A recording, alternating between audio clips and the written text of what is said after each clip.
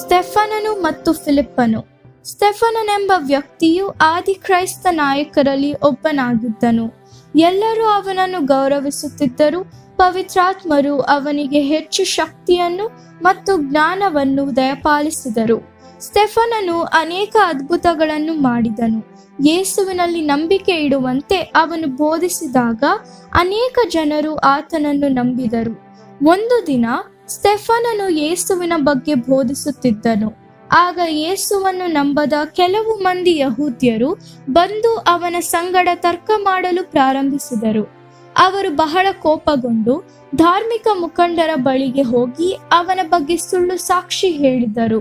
ಅವರು, ಸ್ಟೆಫನನು ಮೋಶೆಯ ಬಗ್ಗೆಯೂ ಮತ್ತು ದೇವರ ಬಗ್ಗೆಯೂ ತಪ್ಪಾಗಿ ಮಾತನಾಡುತ್ತಿರುವುದನ್ನು ನಾವು ಕೇಳಿದ್ದೇವೆ ಎಂದು ಹೇಳಿದರು.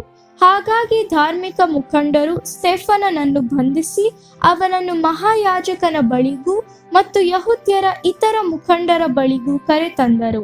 ಅನೇಕ ಸುಳ್ಳು ಸಾಕ್ಷಿಗಳವರು ಮುಂದೆ ಬಂದು ಸ್ಟೆಫನನ ಕುರಿತು ಸುಳ್ಳು ಸಾಕ್ಷಿ ಹೇಳಿದರು. ಮಹಾಯಾಜಕನು ಸ್ಟೆಫನನಿಗೆ, ಈ ಜನರು ನಿನ್ನ ಬಗ್ಗೆ ಸತ್ಯವನ್ನು ಹೇಳುತ್ತಿದ್ದಾರೆಯೇ ಎಂದು ಕೇಳಿದರು. ಮಹಾಯಾಜಕನಿಗೆ ಉತ್ತರಿಸುವ ಸಲುವಾಗಿ ಸ್ಟೆಫನನು ಅನೇಕ ವಿಷಯಗಳನ್ನು ಹೇಳಲಾರಂಭಿಸಿದನು. ಅಬ್ರಹಾಮನು ಜೀವಿಸಿದ ಸಮಯದಿಂದ ಯೇಸುವಿನ ಸಮಯದವರೆಗೂ ದೇವರು ಇಸ್ರಾಯೇಲ್ ಜನರಿಗಾಗಿ ಅನೇಕ ಅದ್ಭುತವಾದ ಕಾರ್ಯಗಳನ್ನು ಮಾಡಿದ್ದಾರೆ ಎಂದು ಅವನು ಹೇಳಿದನು. ಆದರೆ ಜನರು ಯಾವಾಗಲೂ ದೇವರಿಗೆ ಅವಿಧೇಯರಾಗಿದ್ದರು. ಸ್ಟೆಫನನು, ನೀವು ಮೊಂಡರು ಮತ್ತು ದೇವರಿಗೆ ವಿರುದ್ಧವಾಗಿ ತಿರುಗಿ ಬಿದ್ದವರು. ನಿಮ್ಮ ಪಿತೃಗಳು ಯಾವಾಗಲೂ ದೇವರನ್ನು ತಿರಸ್ಕರಿಸಿದಂತೆಯೇ ಅವರ ಪ್ರವಾದಿಗಳನ್ನು ಕೊಂದಂತೆ ನೀವು ಯಾವಾಗಲೂ ಪವಿತ್ರಾತ್ಮರನ್ನು ತಿರಸ್ಕರಿಸುತ್ತೀರಿ, ಕೊಲ್ಲುತ್ತಿದ್ದೀರಿ. ಆದರೆ ನೀವು ಅವರು ಮಾಡಿದ್ದಕ್ಕಿಂತಲೂ ಹೆಚ್ಚಿನ ತಪ್ಪನ್ನು ಮಾಡಿದ್ದೀರಿ. ನೀವು ಅಭಿಷಿಕ್ತನಾದ ಲೋಕೋದ್ಧಾರಕನನ್ನು ಕೊಂದಿದ್ದೀರಿ ಎಂದು ಹೇಳಿದನು. ಧಾರ್ಮಿಕ ನಾಯಕರು ಇದನ್ನು ಕೇಳಿದಾಗ ಅವರು ಬಹಳ ಕೋಪಗೊಂಡು ತಮ್ಮ ಕಿವಿಗಳನ್ನು ಮುಚ್ಚಿಕೊಂಡು ಜೋರಾಗಿ ಕೂಗಿದರು. ಅವರು ಸ್ಟೆಫನನನ್ನು ಪಟ್ಟಣದಿಂದ ಹೊರಕ್ಕೆ ಎಳೆದುಕೊಂಡು ಹೋಗಿ ಅವನನ್ನು ಕೊಲ್ಲುವುದಕ್ಕಾಗಿ ಅವನ ಮೇಲೆ ಕಲ್ಲೆಸೆದರು.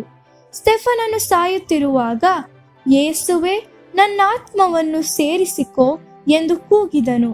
ಆಗ ಅವನು ಮೊಣಕಾಲೂರಿ, ಪ್ರಭುವೇ, ಈ ಪಾಪವನ್ನು ಅವರ ಮೇಲೆ ಹೊರಿಸಬೇಡ ಎಂದು ಮತ್ತೊಮ್ಮೆ ಕೂಗಿದನು.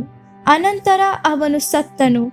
ಆ ದಿನದಲ್ಲಿ ಬಹಳ ಜನರು ಜೆರುಸಲೇಮಿನಲ್ಲಿ ಯೇಸುವಿನ ಶಿಷ್ಯರನ್ನು ಹಿಂಸಿಸಲು ಪ್ರಾರಂಭಿಸಿದರು. ಆದ್ದರಿಂದ ವಿಶ್ವಾಸಿಗಳು ಬೇರೆ ಸ್ಥಳಗಳಿಗೆ ಓಡಿ ಹೋದರು. ಆದರೆ ಈ ನಡುವೆಯೂ ಅವರು ಹೋದಲ್ಲೆಲ್ಲ ಯೇಸುವಿನ ಬಗ್ಗೆ ಸಾರಿದರು. ಯೇಸುವನ್ನು ನಂಬಿದ ಫಿಲಿಪ್ಪನೆಂಬ ಒಬ್ಬ ವಿಶ್ವಾಸಿ ಇದ್ದನು. ಬಹುತೇಕ ಇತರ ಎಲ್ಲ ವಿಶ್ವಾಸಿಗಳು ಮಾಡಿದಂತೆಯೇ ಇವನು ಸಹ ಜೆರುಸಲೇಮಿನಿಂದ ತಪ್ಪಿಸಿಕೊಂಡು ಸಮಾರ್ಯದ ಸೀಮೆಗೆ ಹೋದನು. ಅಲ್ಲಿ ಅವನು ಯೇಸುವಿನ ಬಗ್ಗೆ ಜನರಿಗೆ ಸಾರಿದನು. ಅನೇಕ ಜನರು ಆತನನ್ನು ನಂಬಿ ರಕ್ಷಣೆ ಹೊಂದಿದರು.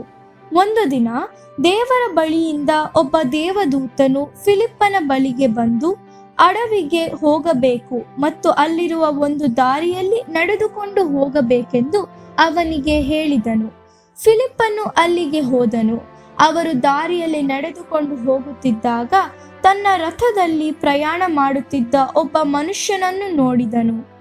ಈ ಮನುಷ್ಯನು ಇಥಿಯೋಪ್ಯದ ಪ್ರಮುಖ ಅಧಿಕಾರಿಯಾಗಿದ್ದನು.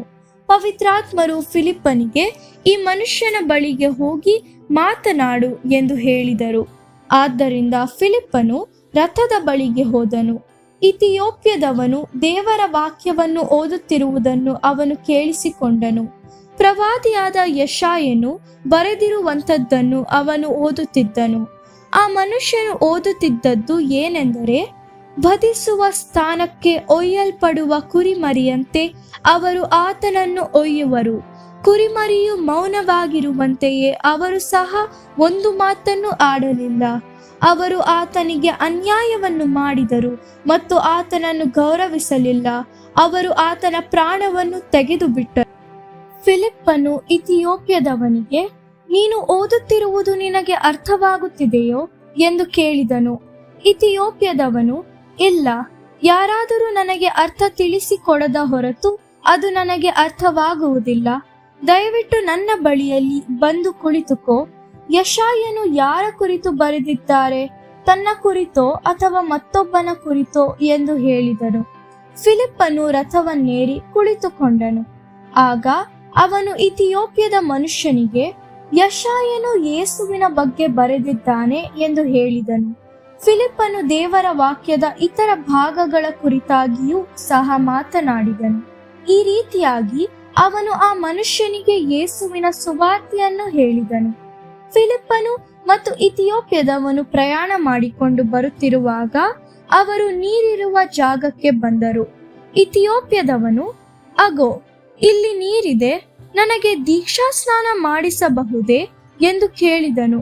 ಅವನು ಸಾರಥಿಗೆ ರಥವನ್ನು ನಿಲ್ಲಿಸಲು ಹೇಳಿದನು. ಅವರು ನೀರಿನೊಳಗೆ ಇಳಿದರು ಮತ್ತು ಫಿಲಿಪ್ಪನು ಇಥಿಯೋಪ್ಯದವನಿಗೆ ದೀಕ್ಷಾ ಸ್ನಾನ ಮಾಡಿಸಿದನು. ಅವರು ನೀರನ್ನು ಬಿಟ್ಟು ಮೇಲಕ್ಕೆ ಬಂದ ನಂತರ ತಕ್ಷಣವೇ ಪವಿತ್ರಾತ್ಮರು ಫಿಲಿಪ್ಪನನ್ನು ಇನ್ನೊಂದು ಸ್ಥಳಕ್ಕೆ ಎತ್ತಿಕೊಂಡು ಹೋದರು. ಅಲ್ಲಿ ಫಿಲಿಪ್ಪನು ಯೇಸುವಿನನ್ನು ಕುರಿತು ಜನರಿಗೆ ಹೇಳುವುದನ್ನು ಮುಂದುವರಿಸಿದನು. ಇಥಿಯೋಪ್ಯದವನು ತನ್ನ ಮನೆಯ ಕಡೆಗೆ ಹೋಗಲು ಪ್ರಯಾಣವನ್ನು ಮುಂದುವರೆಸಿದನು. ಅವನು ಯೇಸುವನ್ನು ತಿಳಿದುಕೊಂಡಿದ್ದರಿಂದ ಅವನು ಸಂತೋಷವುಳ್ಳವನಾದನು.